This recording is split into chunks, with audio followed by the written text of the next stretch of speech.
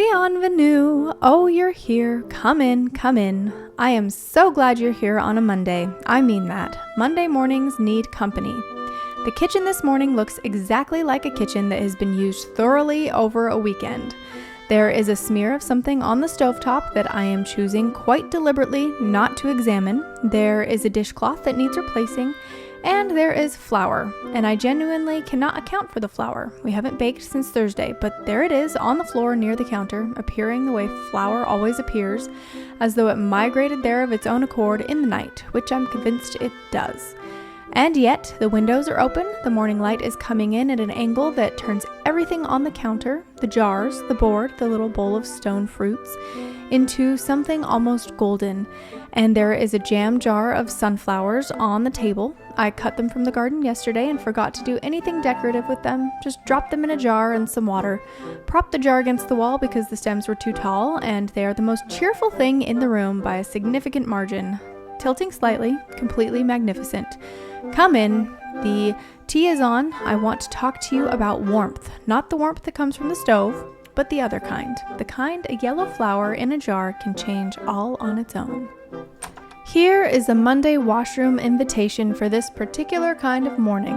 Find one thing in your kitchen or your sitting room, wherever you begin your day, that is the wrong temperature. I mean this atmospherically. A flat surface that holds three things that don't belong together, a cloth that has seen better days, a corner that went gray over the weekend while no one was paying attention. Now fix just that one thing. Not the whole room, not a deep clean, just that one thing. Move the objects to where they belong. Swap the cloth. Put one good thing, a piece of fruit, a candle, a single flower in a glass, on the surface where the clutter was. Or, if you have nothing to hand at all, open a window. That is also enough. Light and air do the same work as rearranging. I'm going to do the stovetop. I've been avoiding it since you arrived, which tells you it's something about my relationship with stovetop cleaning, but I do feel better when it's done. I've been carrying this line all week, and I have to read it to you now because it's too good to sit with alone. Elizabeth Barrett Browning wrote it in 1856 in a long poem called Aurora Lay, and it is one of those lines that takes hold of you and doesn't quite release. Earth's crammed with heaven, and every common bush afire with God, but only he who sees takes off his shoes. Only he who sees. That's the part I keep returning to on Monday morning specifically, because the light is doing the same thing it does every morning. It comes in, it lands on things, it turns the honey jar and the jam jar of sunflowers and the bowl of fruit into something briefly extraordinary, all of it lit up at the right angle for whoever is in the room and looking. Does that happen to you? That moment where an ordinary thing catches the light and you think, oh, there it is. The kitchen doesn't have to be different. You don't have to change much. You only have to see what's already there and crackling. The sunflower is doing this work right now on my table, tilting sideways in its jar. Not decoration exactly, more of a direction for the eye. It says, this way, look here, there's something golden happening. Come through to the ballroom for a few minutes. I've put on something that sounds exactly like a Monday that has decided to be a good one. Bring your tea, sit for a moment, journal if you'd like, or make your list for the week, or simply let the music do what it does and look at whatever is outside the window.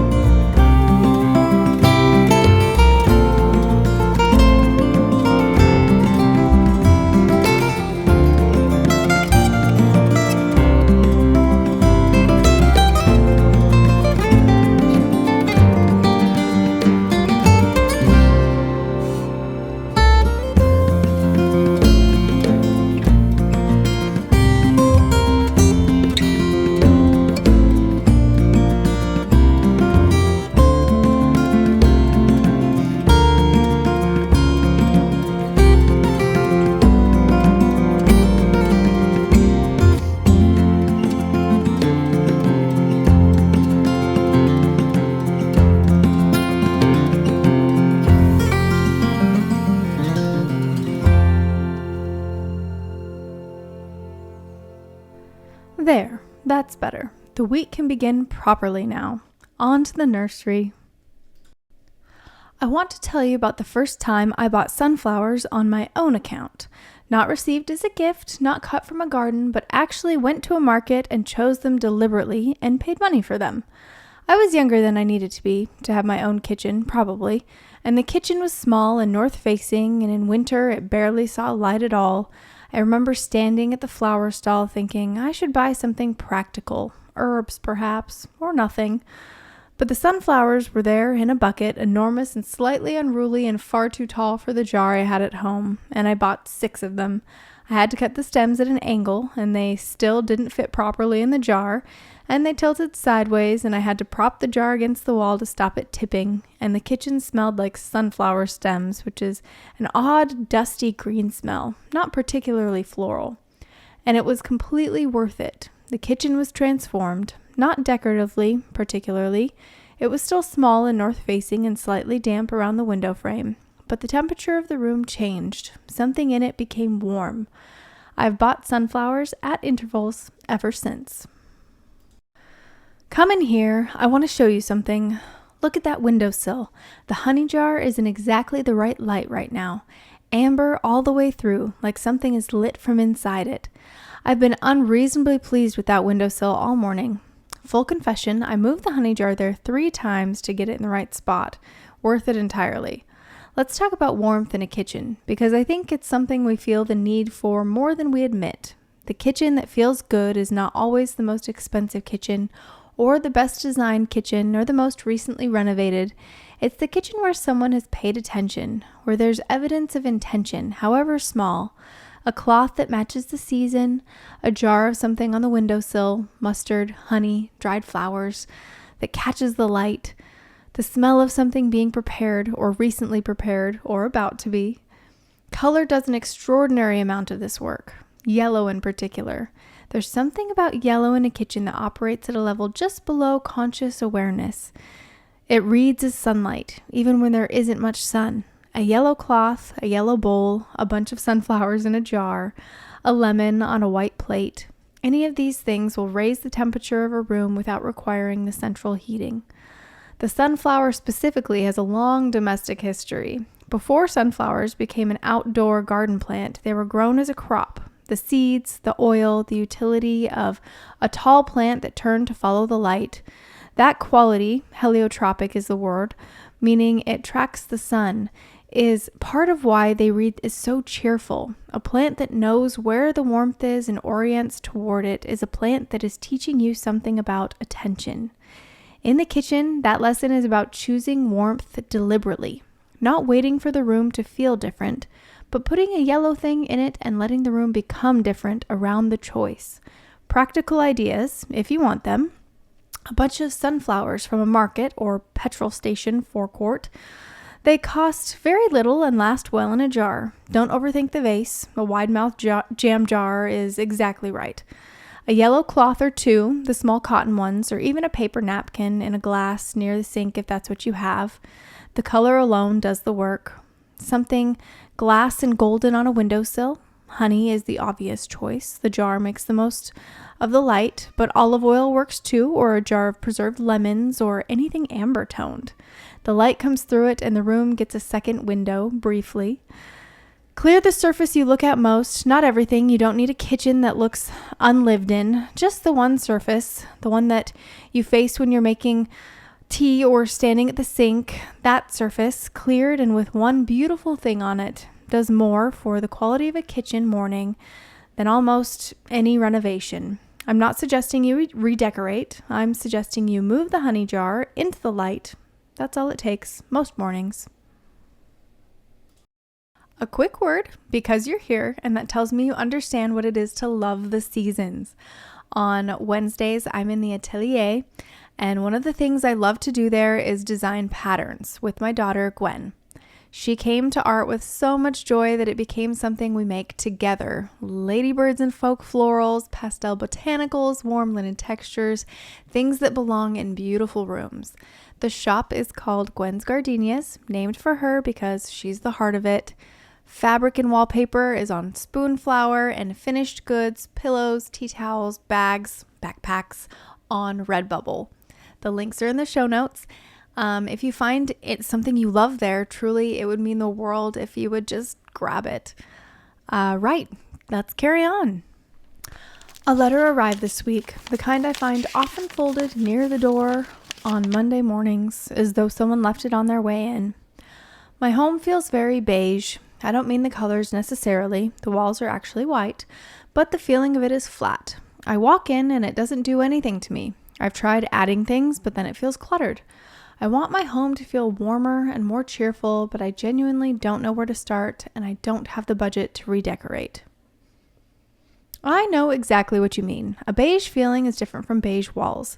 It's a temperature of room that hasn't been given a direction to warm toward.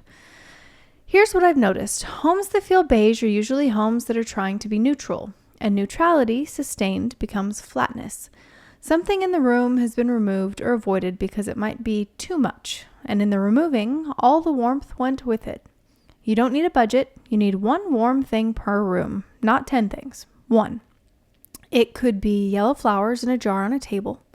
It could be a warm toned throw on the sofa in a color you actually love. It could be a candle in an honest holder rather than the decorative one that never gets lit. It could be a piece of art that someone you love made, pinned to the wall with a single pin because you stopped waiting for the right frame. The test isn't, does this look designed? It's, does this room feel like me? Is there something in it that I chose because I loved it, not because it was tasteful or inoffensive?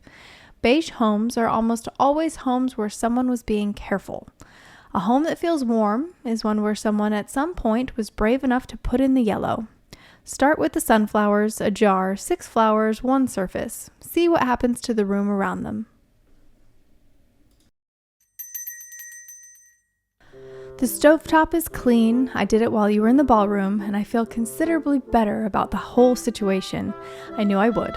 I always know I will, and it somehow still takes me half the morning. The sunflowers are still tilting slightly in their jar. I'll find a heavier one for them later, something wider at the base. And the light has moved around from where it was when we started.